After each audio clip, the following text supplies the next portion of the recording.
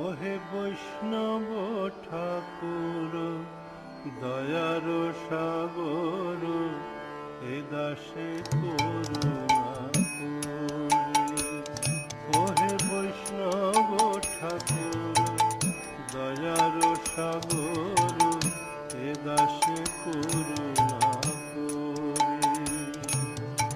দিয়া পদ ছায়া শোধো হে আমায় তোমার চরণ